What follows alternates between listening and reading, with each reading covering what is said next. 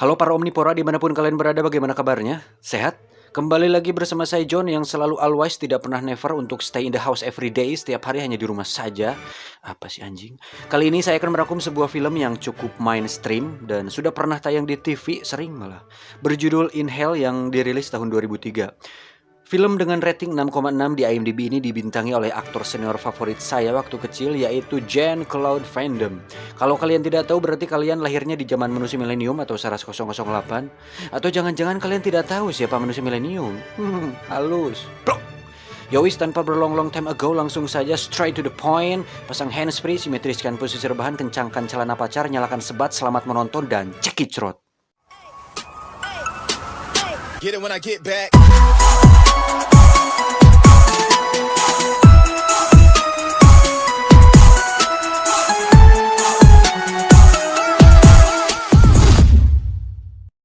Film ini akan menceritakan tentang seorang pria bernama Kyle yang merupakan seorang pria kantoran berkebangsaan Amerika yang sedang bekerja di negara Rusia. Guess what?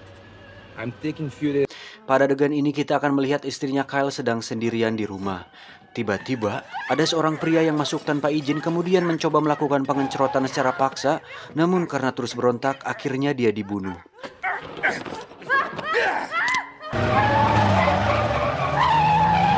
Police! Militia! Can you speak English? My wife is in danger! Help!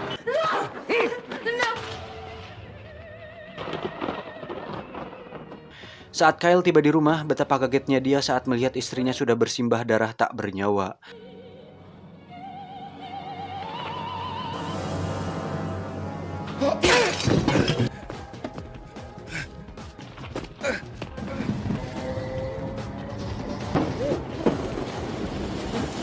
Kyle sempat mengejar dan bertarung dengan si pelaku, namun karena dijegat polisi dan melakukan tindakan anarki di depan umum, akhirnya si pelaku lolos.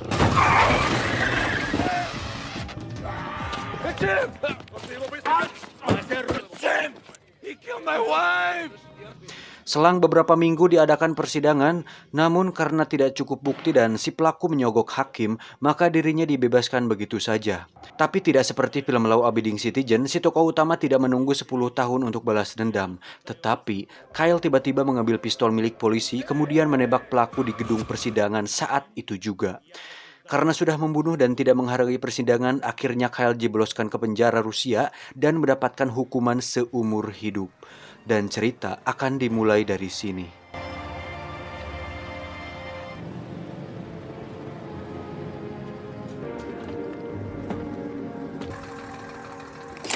Para napi senior di sana pun terlihat sangat senang saat melihat para narapidana baru memasuki penjara mereka.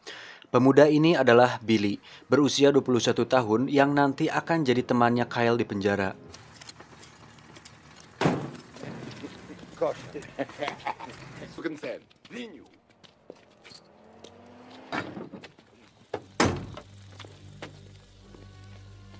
Ini adalah Jenderal Usop. Beliau adalah ketua kepala polisi di sini, di mana semua sisi penjara dijaga ketat dengan standar militer sehingga jika ada yang lari, maka akan langsung ditembak mati saat itu juga.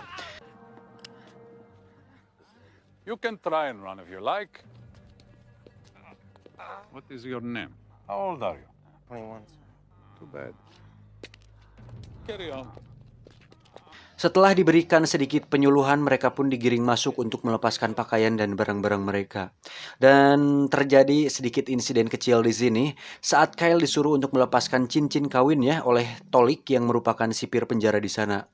Kyle menolak untuk melakukannya karena itu adalah peninggalan terakhir istrinya. Kyle pun dipukul hingga terjungkal.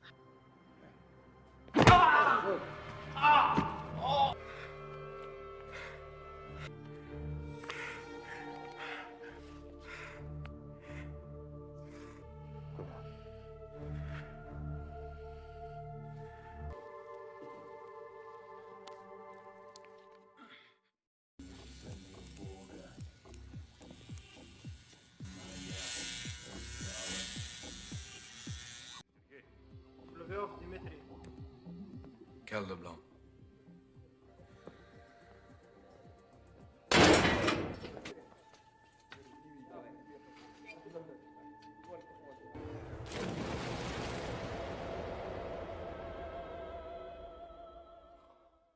Saat tengah malam, tak disengaja Kyle terbangun dan melihat Billy dibawa oleh para sipir. Ternyata, seorang napi senior yang tadi kita lihat sudah memberi uang kepada sipir penjara untuk membawa Billy ke selnya. Dan itu dilakukannya tidak lain sudah pasti untuk melakukan pengencerotan bool kepada Billy yang tentu saja masih muda dan pasti boolnya masih ranum. Cing. Ada kayak gini mulu bangsat. Karena memang kalau di penjara katanya karena tidak ada wanita, sehingga hasrat seksual bisa beralih ke setiap gender yang ada lubangnya. Billy yang kalah fisik pun mau tidak mau terpaksa harus dibool dan itu pasti sakit.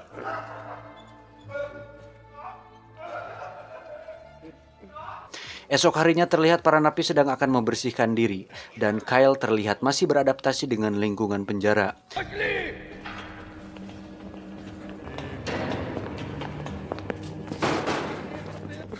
Get up. Now! Saat sedang berjalan di depan sel, tak sengaja Kyle melihat Billy dalam keadaan babak belur dan sudah tidak suci lagi. Dan ketika melihat si Andrei berjalan, Kyle melihat dia seperti pelaku pembunuh istrinya. Maka dari itu, dia memukul Andrei hingga terjadilah sebuah pertarungan kecil yang akhirnya membuat Kyle harus dijebloskan ke ruang isolasi di mana di situ merupakan jalur pembuangan ee.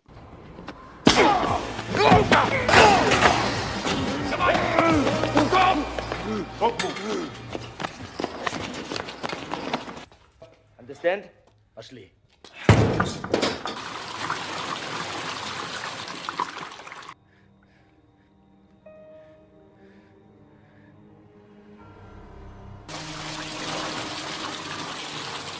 Dengan kondisi seperti ini tidak memungkinkan bagi Kyle untuk memakan makanan yang diberikan sipir, karena harus makan dengan didampingi aroma ee yang menyengat. Hal tersebut pun membuat Kyle depresi dan memutuskan untuk gantung diri menggunakan baju tahanannya. Namun karena robek, dia pun tidak jadi melakukannya dan justru malah membuatnya tambah frustasi.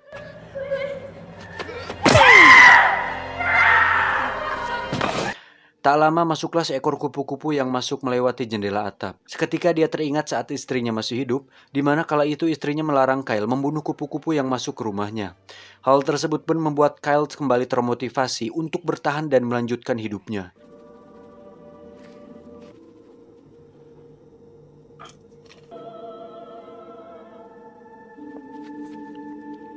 Saat sedang makan terdengar suara tahanan yang berada di sebelah ruangannya. Karena merasa terganggu, Kyle pun menepak temboknya. Saat akhirnya dia keluar, sipir pun membawanya ke sebuah sel yang di sana ada seorang tahanan yang bernama 451. Sipir mengatakan jika si 451 ini adalah tahanan yang sedikit gila, di mana dia sudah membunuh 3 teman sekamar terakhirnya. Sipir Tolik pun mengatakan jika ingin pindah kamar sel, Kyle bisa memberikannya uang sebagai gantinya. Want to change cells? Let me know. Saat sudah masuk, Kyle pun terlihat cukup canggung dan kagok saat bergerak. Melihat tubuh besar dan punggung penuh luka bakar tersebut, bisa dipastikan tahanan bernama 451 ini pasti sangat kejam. Namun hal tersebut tak membuat Kyle harus bertindak lebay dan panik.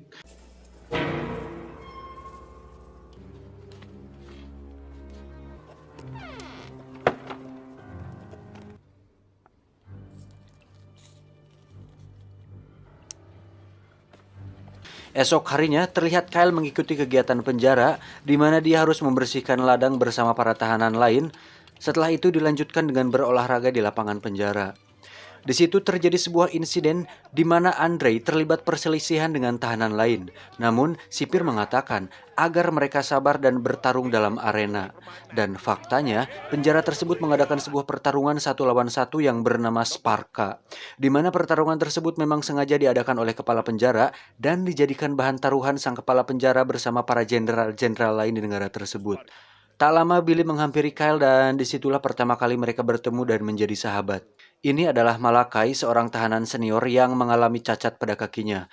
Namun, Malakai adalah seorang tahanan yang punya banyak informasi, di mana dia menjelaskan bahwa para tahanan di sini terbagi menjadi beberapa geng yang saling bermusuhan. They run the place. The rest of the gangs just try to kill each other. The guy next to him is their leader. Pay the guard. Let that crazy motherfucking nigga sell. Better start praying. Singkat cerita, malam pun tiba. Saat Kyle sedang tidur, tiba-tiba dia dikagetkan oleh tahanan 451 yang sedang membekam mulutnya. Ternyata, Kyle mengigau saat tidur dan hanya menyuruhnya untuk tidak berisik.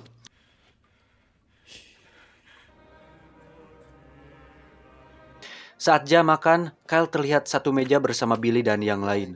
Tiba-tiba, meja mereka didatangi oleh Andre dan kawan-kawan yang mengganggu dan menggoda Billy. Sontak hal tersebut membuat Billy emosi namun berhasil ditahan oleh tahanan lain.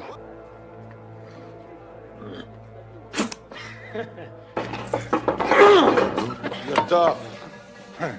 I like that. Saat siang hari, Kyle pun mendatangi sipir Tolik dan memberikannya uang untuk pindah kamar sel. Namun, karena uangnya kurang, Kyle masih belum bisa pindah saat ini.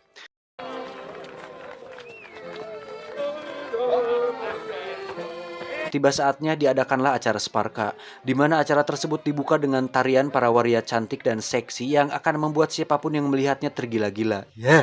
Acara tersebut mempertandingkan antara Andre melawan tahanan dari geng lain yang akhirnya dimenangkan oleh Andre. Friends, and everybody's happy. Ladies, gentlemen, I've always dreamed of having them both together. Stand for blood, sweat, tears. Boy, show me how you love me.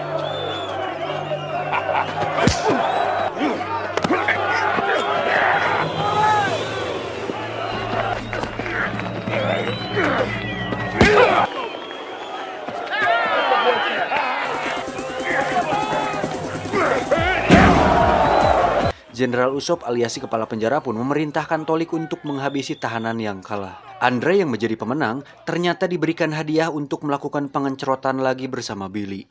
Mengetahui hal tersebut, Billy diam-diam mengasah dan menajamkan sebuah sikat gigi untuk membela diri. Namun sayang, saat waktunya tiba justru Billy yang mengalami tusukan hingga harus dirawat di ruang medis. Stay away from me. Drop it. Go. Esok harinya terlihat Kyle sedang kembali bekerja bersama para tahanan lain. Salah satu tahanan yang merupakan teman si Andre pun tiba-tiba membuat masalah yang menimbulkan Kyle dan orang itu harus berkelahi. Sehingga Kyle harus kembali dimasukkan ke dalam ruang isolasi. Get your respect.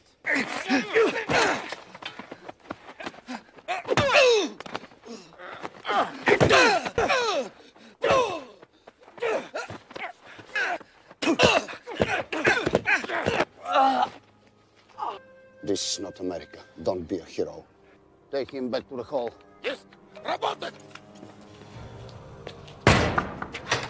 Saat sudah di ruang isolasi, Kyle kembali mendengar suara tahanan dari ruang sebelah dan Kyle kembali menepuk tembok.